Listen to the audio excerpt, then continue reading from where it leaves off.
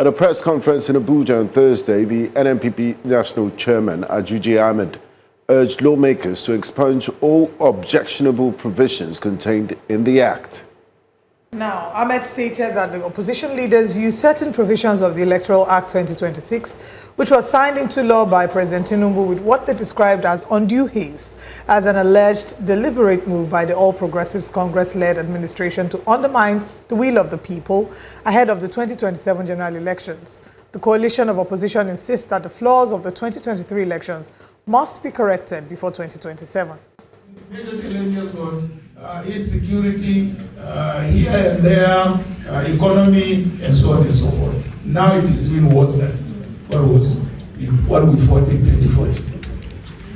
So we must have that in mind, that in the event, and we must succeed to make sure that we restore true democracy to our country. That was what we fought for.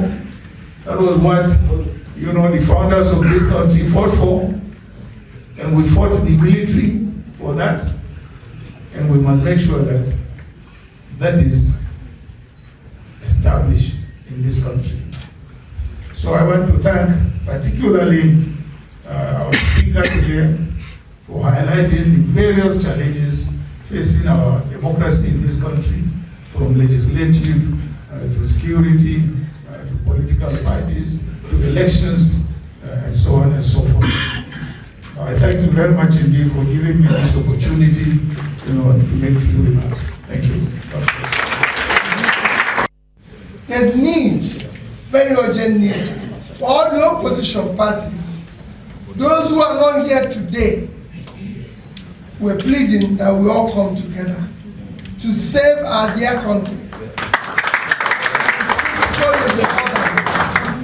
The government we have today, as it said, and continue, is the worst ever in our dear country, Nigeria. Today there is no governance in Nigeria. The legislative arm is at its worst. The judiciary is no longer hope of the weak or the poor. We all know insecurity, killings and abductions is worse than even countries at war. Just in the past 1 week, 34 in Kebbi, Wednesday, Thursday, 50 in Zamfara on Friday, and today, even while we're speaking today, over 20 already in Adamawa. Sick is all over the country. I just mentioned a few.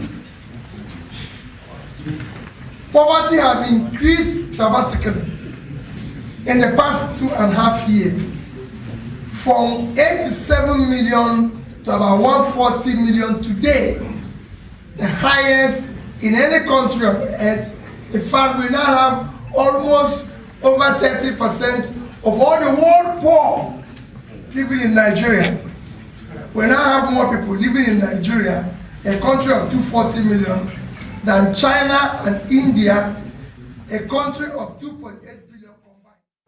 Well, beyond these calls for fresh amendments to the country's electoral reforms, we'll also confront the disturbing reports of the attacks on opposition, such as one that happened in Edo State again, and not forgetting to Kaduna State and also here in Lagos. But what does this say about the safety of opposition voices? And how does the APC government respond to the growing frustrations of the people? We do have two guests joining us. First is the special advisor to former Governor Obaseki. We do have Mr. Shedrach Udugbai, who's joining us via voice call, and via video conferencing is political activist Zereki Idris joining us as well. Thank you so much for joining us, gentlemen.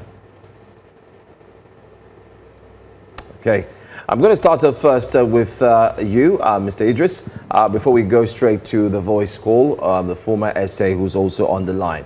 Let's start off first with what you make of the coalition coming together and calling other political parties to join forces ahead of the 2027 elections, and also the call for a review of the just amended laws, or better still, what we saw happen to the electoral reform. We're asking for another reform. That's what we saw there on the video. What's your take?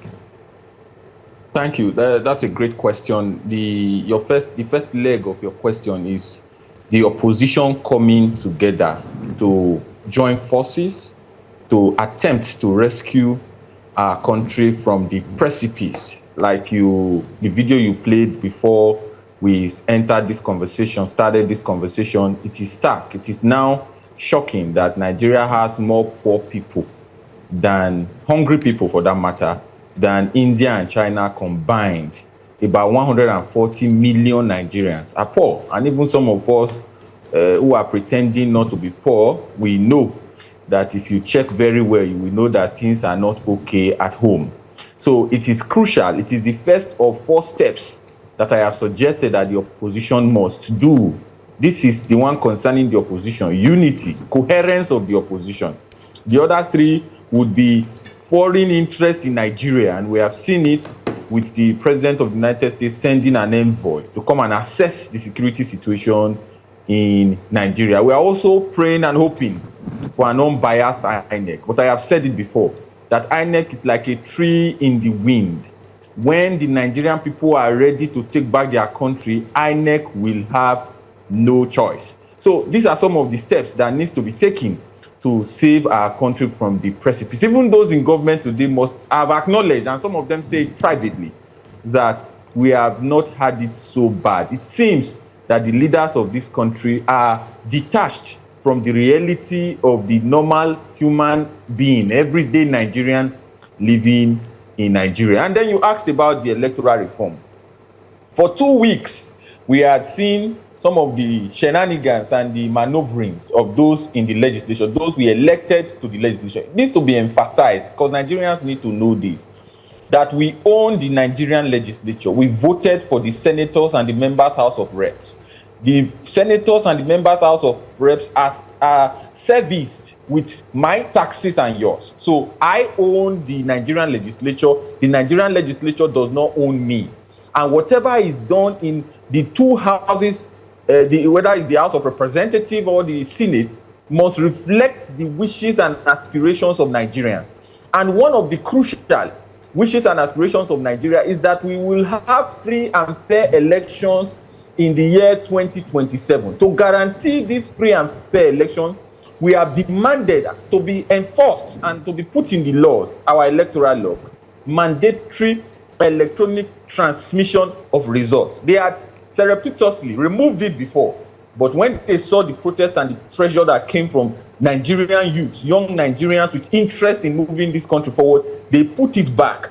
But they now put an off-ramp, a clause, if you like, a leeway, saying that where there is no network, they can choose to manually collate results. Even when INEC has said that it does not require network to electronically transmit results. Even when INEC has said in 2018, as part of their research, that up to 93% of the 177,000 polling units in Nigeria are covered by network. But we have people in the legislature who believe that them and their principals in Aso Rock and elsewhere, all the various state government houses, cannot win free and fair election, and they are looking for ways to put things in our laws that will allow them have an off-ramp, that will allow the mutilation of election results, that will allow glitches to happen in 2027. And this is what Nigerians are rejecting, not just the opposition leaders and the opposition element. All Nigerians must insist in a free and fair election,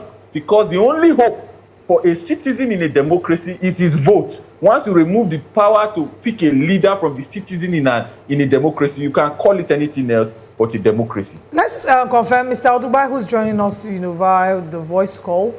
Do you agree that, the current reality of our electoral laws are that it's removed the right of citizens to elect their leaders? And do you think that the call for the reform of the electoral laws is right, or do you think that is just a waste of time?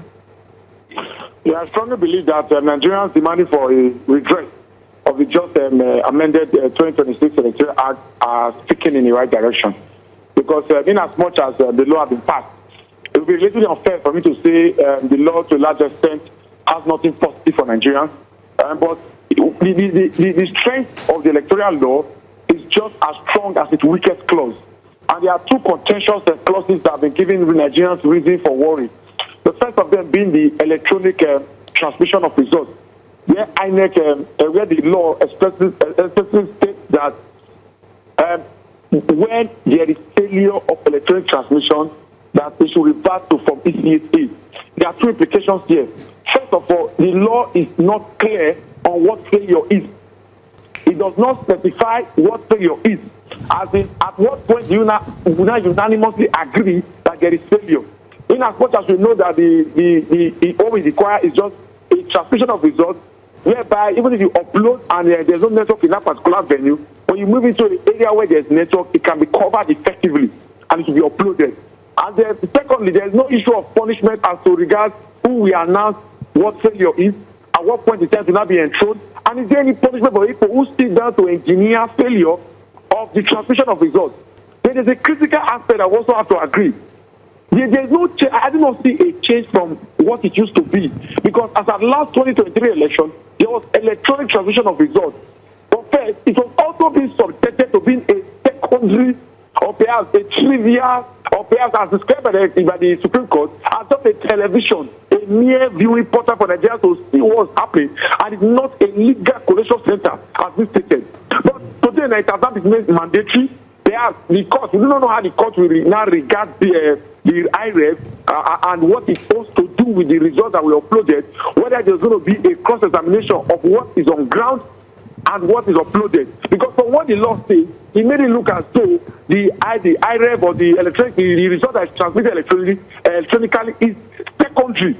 I do not say there should be total abolition of the Form ECSA. There's never a time election will be done and not be documented on paper. I do not say that the polling unit results should not move from the unit to the ward collation and later to the local government collation and state collation. There's never be a time we will not have manual collation. We can't evolve automatically to electronic transmission because people must monitor. But the result that was transmitted electronically cannot be secondary. If not, it should even be placed to be more superior than the one that we done in the manual collation at the ward and local government collation centers. So wherever you collate in the ward, wherever you collate in the local government, must synchronize clearly with what was been transmitted. When that is being established, we can now have sincere faith. Our faith and hopes will be restored on the integrity and the sanctity of the ballot, believing that whatever the voter has expressed in the polling unit will be transmitted and reflected on the result, irrespective